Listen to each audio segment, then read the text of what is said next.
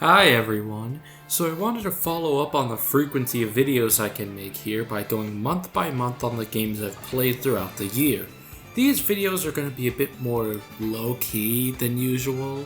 Not entirely sure how long this one will be, but these are all essentially video adaptations of my reviews for games on Backlogged, along with some additional statements being made so that way I can keep myself on this YouTube thing casually while being able to definitively give reviews on the games that I've played here. So basically, I'm fulfilling the promise that I made way back in August 2023 and adding a monthly series for every game I play this year. I will also be making a full ranking video combining every section that I make in this series and dropping it in order of quality at the end of the year. Now, if you would like me to go back previous months, since some of them are empty, let me know. I'd love to fill in the gaps for y'all. But for now, let's start with May, since that month just ended. Since I finished college, I basically spent the second half of this month with abundance of free time, as you can tell by the fact that I dropped a video for the first time in 2 years. I didn't spend it all on games, or even mostly on games, but I did turn up the frequency because of it. So let's go over the games that I played this month, ordered from my least favorite to my favorite. So for those who don't know, limited run games can eat my entire asshole. They're incredibly bad at their jobs to the point where they started shipping the GBA version of this game mad early. But the versions people got were dusty ass cartridges that look fucking nasty. So they got dumped, and now you, yes you at home, can play Shantae Advance ahead of its official release date. Thanks, limited run games. Very cool. I would consider myself a fan of the Shantae games up to this point. I really enjoyed Pirate's Curse and Half Genie Hero, and I even enjoyed Seven Sirens more than most people did. But I never managed to get around to a classic Shantae game before, so this was a really interesting experience. And, yeah, it sure was a Shantae Advance.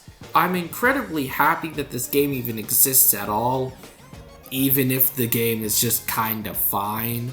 It's styled a little closer to Half Genie Hero, which I don't mind, but it's just not as fun or memorable as either of the previous games I mentioned. It's fine in practically every regard, but none of it really sticks out or impresses compared to the three modern titles. I get that they were trying to emulate this lost classic game, but all this game really did is remind me that I'm probably not going to see another full entry in this series for quite a while, and this game didn't really do a whole lot to excite me as a result. It's fun and fine overall because it's still Shantae, so there's still some fun to be had, but once the novelty of this being a cancelled game wears off, it's just kinda an okay platformer and not much more. Why are you the way that you are? Bet you weren't ready to see this one so early. And yes, I know that I technically stopped on June 1st, but I finished my first run the previous day, and I just kept going for a little bit, and it's like the first of the month, so we can let this slide, I think. When Nightreign was revealed at the Game Awards, I was incredibly whelmed. It seemed like a fun idea, but ultimately nothing that crazy. I thought it would be pretty fun and solid and stuff, and not much more than that. In some ways, the game both exceeded my expectations, but also fell short of them somehow. I personally think that there are aspects to this game that are incredibly appealing, and some that I'm incredibly shocked we're able to go through, and it kinda helped me solidify some issues I've had with From Software for quite a while, honestly. I'll start with the good first. This game, it being in the same overall style as Elden Ring, meaning that it's gonna look great. Lots of assets are reused, but I still like them. The new characters, from the bosses to the playable characters, are all really solid and live up to the quality of the base game, and some visuals are genuinely very impressive. The music, a little less so, but it's still good-ass Elden Ring music. I'd say it's better on average than something like the recent Demon Souls remake, but not quite as good as the base game, and definitely not as good as Erdtree. I also think that the core gameplay loop is certainly fun. When connecting with two friends, we had a ton of fun comboing bosses together, exploring the map, and trying to see how far we could go before the Fortnite storm overtook us. I love the different character classes and how unique and fun all of their movesets are, and the fast-paced nature of each run leads to some incredibly frantic and split-second decisions that we won't know the full repercussions of until like day 3. That being said, I find some of the technical and balancing aspects of this game to be baffling in 2025. Frame drops and connection issues at launch, I've come to expect that of FromSoft at this point. It's not great, but even base Elden Ring had this problem at launch, as much as people will try to forget that. But how are you gonna have solo play and trio play, but not fucking duos? What? How are you gonna have a big multi-platform co-op roguelike without fucking crossplay? How are you going to have a multiplayer game without a voice chat or text chat? I was lucky to have a group of friends to plow through the game with, but like, what if you don't have that? All you have is a super basic pinging system, and if you only have one friend with the game, the third person will be filled in through random matchmaking, leading to a super unorganized group session because you can't even speak with that third person. Fear not though, Tarnished. From Software knew this would happen, so instead of, adding that shit, they decided to add solo play to this co-op game. And it's horse shit because the game isn't fucking designed to be played solo. It's designed to be played with 3 players. So instead of tuning the game for solo play, they just removed the 2 players and left the rest of it the same, leading to balancing that makes the base game and Erdtree feel like fucking Kirby. They did announce they were gonna put out a patch to rebalance solo play, but the changes they're making aren't enough to fix this problem. At this point, why is solo play even in the game? Why is solo play in the game if you just removed 2 people, but not duos if you're just gonna remove 1 person? What are we doing here? This is kind of an issue I've had with FromSoft for a while, where, contrary to the belief of many a gamer, they're able to get away with shit that almost no one else can for the sake of creative vision, even when the additions or subtractions aren't really conducive at all. Why does Elden Ring not have a pause button in offline play, or UI that actually feels responsive? Why did they balance Erdtree's bosses on a much higher level than the base game for it to be completely fucked with the game's established camera, making you have to fight that more than the boss you're fighting? It feels like either they know they can cut these corners because people will immediately say it's part of the difficult experience, or they just forgot? They claimed recently that duos in Nightreign were just forgotten, but this clashed with what they said before, that they were not going to add duos because it was designed for 3 players. So why is solo play here? And what about basic features like voice chat and crossplay?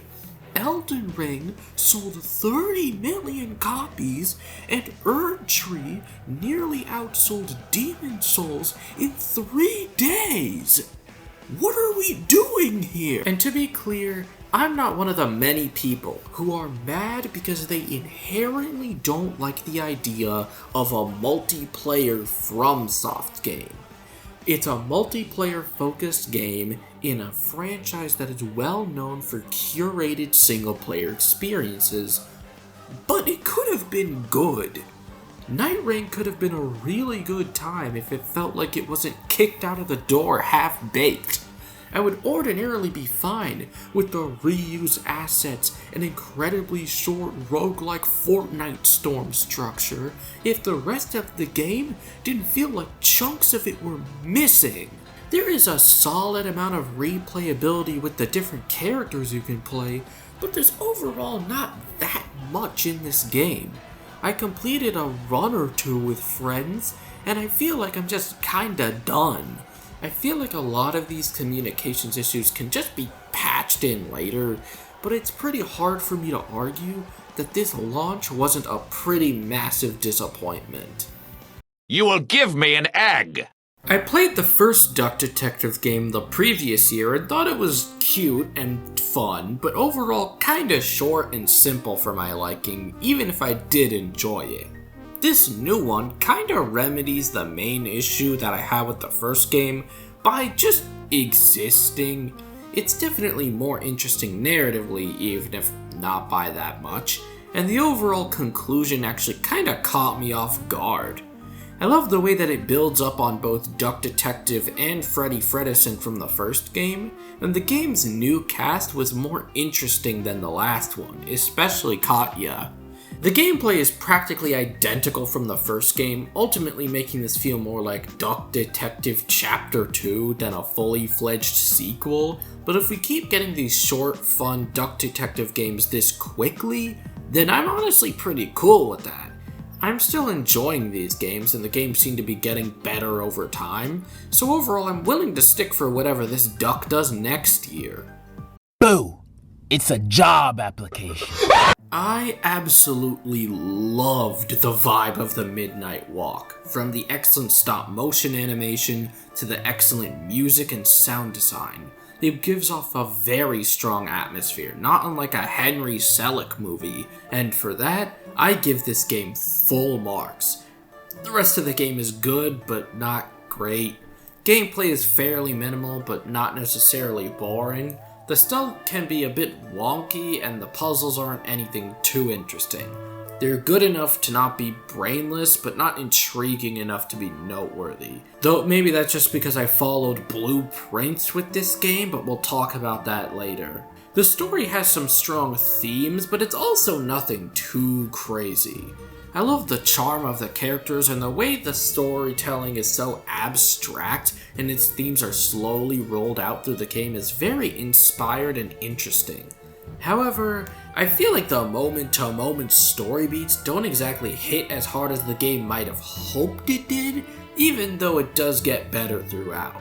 Overall, it's a pretty alright game that has an absolutely incredible aesthetic to it.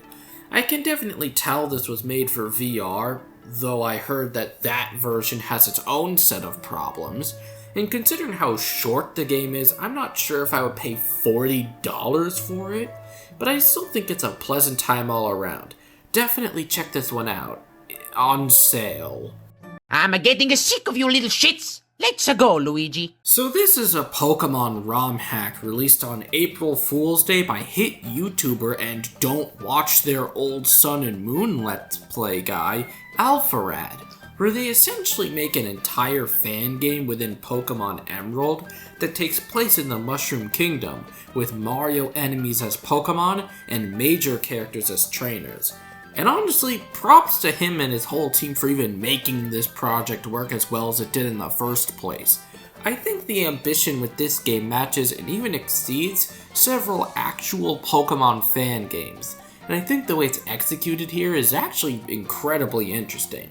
I love the selection of Mario enemies they use as Pokemon here, even if the game is anything but balanced. And several specific hits I found here were absolutely incredible to see. The story was certainly fun and was in the spirit of Mario for sure, even if they added a couple references and jokes in the script that had already aged badly. On release, I can't imagine playing this game 5 years from now. Though I think what they do with Luigi and Bowser is actually really neat. There were several areas in the game, especially near the end, I actually ended up really enjoying, like New Donk City and the Donkey Kong area. And the game has a solid amount of post-game content to check out as well. I will admit though, the presentation could have been a bit better. I like a lot of the backgrounds, but the actual character sprites are fairly inconsistent. And most of them just look like official renders, but pixel art this time, causing them to look kinda rough at times. The music as well was not only used a bit inconsistently, the specific ones they chose for certain boss encounters are pretty head-scratching, but they're also just GBA rips of online midis of Mario songs. And as someone who has used online midis before, this leads to some inconsistencies here, and it leads to music sounding kinda authentic, but not necessarily good. That being said, I do truly admire how much of a labor of love this fan game is. You can clearly see the passion behind it, and it's incredibly interesting structurally in a way that not only most Pokemon fan games aren't, but a way that several mainline games aren't. I had a ton of fun with Mariomon, but I hope and can be rest assured that this will probably be blown out of the water by whatever this team works on after this. Your Honor, I killed my client. He's dead. There's no need for the trial to continue. Now, out of all the games I mentioned today, this is the one that I'd imagine the least amount of you actually knowing what it is. So, just indulge me for a second. Guilty as Sock is a party game released on Steam by developer Demon Max, recommended by a couple friends of mine. Essentially, you and everyone in your party are sock lawyers setting up sock court. One of you is the prosecutor, defense, and judge, and you can essentially sue over basically anything you want, leading to some funny ass shit. There's also a journalist role that can put out some funny breaking news in the middle of the trial, a witness that can be called to the stand for either the prosecution or the defense, and there's a bailiff who's supposed to keep order in the court, but more likely will cause a lot of chaos and derail the trial with their bullshit. I do think that they are the least fun role, and there is a bit of technical weirdness as this is pretty close to launch for such a small game, but if you can get a group together for this game is mad funny and will entertain you for literal hours. I really enjoyed bullshitting, so hopping on a Twitch stream with some of my friends and playing this for a few hours was unbelievably funny. I definitely recommend you guys checking this game out as it's only $5 on Steam right now, and even once the deal is over, it's only going to go up by 50 cents. So you and your friends can grab this game and have a pretty fun time if you guys like bullshitting. Thank you so much, Nebula, for almost making this child kidnapper get off scot-free. Kidnapper? Child kidnapper. Breaking news. Breaking news. Oh, lock him up! Lock him up! You know, but this piece of photo evidence is really not helping your case for the stealing children in Play Alley allegations. Dude, those animals are so fucking funny, they make me want to merge without looking! The only old game that I played this month is a classic that I wanted to get to for a long time, but I never actually got around to, which is Crazy Taxi. I've always heard good things about it, but after trying it out, I 100% understand it now. This game is fun as fuck. I mean, it's Crazy Taxi, so you likely already knew that, but on a pure video gaming level, this shit is actually incredibly well designed. And optimizing your time to take as many people as possible is an incredibly fun prospect. I also think this takes the crown as the most late 90s, early 2000s game of all time. From the pumping rock band soundtrack, to the goofy ass Dreamcast voice acting, to the game's just overall vibe. It screams as both timeless in its gameplay, while also being one of the most of its time games I've ever played, which is making me wonder how they'll handle this new one that they announced. Will they keep the same energy, or will they try to replicate its energy but for modern times, so people 30 years later will see it the same way that I do now? Overall, I had a really good time with Crazy Taxi, and sometimes I'm willing to just pop it in and try to see how crazy I can get, while also carrying a reasonable number of passengers to get my score above a C. Took me a while.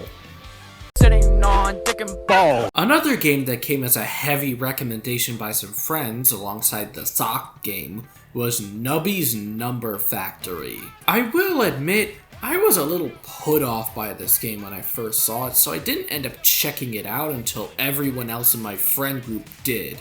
But I'm sure glad I did, because this shit was fun as hell. Stealing Balatro slot for a game that I play when I have like 5 to 10 minutes to kill and spend an extra 40 minutes on it.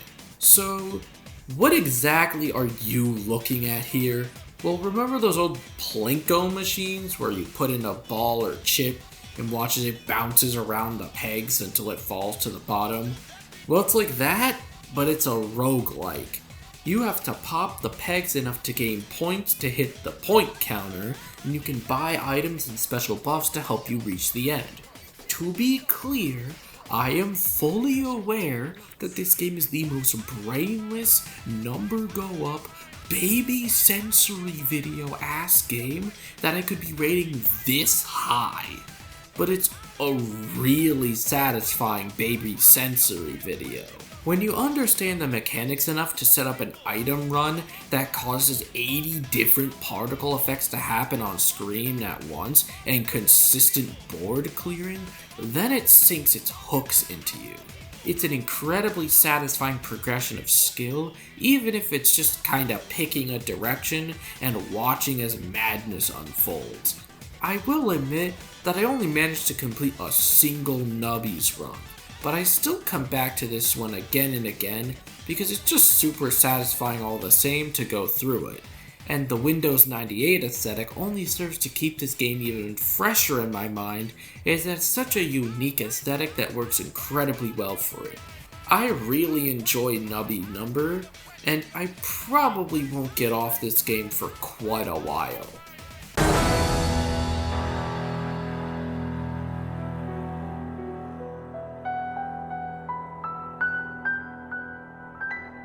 For a while, I've been hearing non-stop praise and discussion around a game that I was fairly interested in off the Steam Next Fest. A game that Jason Schreier put on the level of Elden Ring, Outer Wilds, and Breath of the Wild as one of the finest games of the past 10 years. A game that got nearly universal acclaim and took the indie scene by storm, bringing it up notes of its quality. And yet, there was also just as much of a group of people who were poised to knock it down as overrated, or not worth the praise, or even just stale. Between Expedition 33, game development, and the last few weeks of school, it took me a while to get to it, but I finally got around to Blueprints earlier this month, so I'm happy to say that everyone was right. Everyone. To be clear, I really like this game. It's this high, so I'd have to. As someone who enjoys other recent puzzle games, even the more complex ones like Obra Dinn or Lorelei and the Laser Eyes, of course I'm going to enjoy a game like this. I think having a really good complex brain scraper is incredibly fun, and I even enjoy taking physical notes like with Lorelei and the Laser Eyes. I also think the narrative turns this game takes and its interesting visual style also elevate further. If that's all this game was, then I would be fairly satisfied. But that's only half the game. The other half is simultaneously what makes it stand out from the crowd and put it in its own fairly unique and innovative take on its genre, but also where it starts to stumble a bit. It's a roguelike. You get randomized rooms and have to build out the house as you go, putting rooms next to each other to uncover some stuff. On the positive end, this made each run feel really inventive, like I was always learning something. It gives the feeling of a rabbit hole that keeps growing beneath my feet, and finding a room I've never seen before in a spot that I haven't placed it yet is a really intriguing experience. It also forces me not to linger on any one thread for too long, and instead to adapt to the materials I have, which is, in and of itself, a really interesting experience. Not just that, but if I ever get stuck and didn't know how to progress, I could just put a literal bookmark in that and just restart the run to see what new stuff I can uncover. It has that Outer Wilds energy of growing from your knowledge rather than any specific power-up. However, it also has the very unfortunate side effect of not really respecting my time all that much. Since certain rooms need to be next to each other in order for certain solutions to appear, it leads you into the trap of knowing the solution to a puzzle hours before you can actually test it. Testing out different potential solutions is invigorating when you actually get to do it, and a natural part of the puzzle solving process, and I have to wait hours just to hope to get the ability to test a solution. Well, I'm glad I had that notebook handy, not just because of that, but also because this game can get overwhelming with the amount of its stuff that it wants you to keep track of, some of which being combination dependent. Since there's so much stuff in each room, everything could be a part of a puzzle, and I might not see this room again for several hours, so it incentivizes me to note down pretty much anything I see, just in case it is relevant, which I'm fine with, but it does get a bit much at times. I finished the game in a solid final run, but I don't really want to go through much more of it, unfortunately. Despite that, the highs are high and I enjoyed most of the game, and while I have issues with the random structure, I wouldn't have it any other way. It makes the game way more novel and interesting, and gives the game its identity. It may not be my new favorite game, but it's still solid and enjoyable in its own right. And that's all for me. Follow me on Backlog to keep up with the games I play as I play them, and subscribe for more videos. I'll be going forward and backwards to fill out this year in games. April and June were both massive juggernauts, so whichever one you'd like me to go for first can be decided in a YouTube poll popping up right after the video is over. See you guys next time.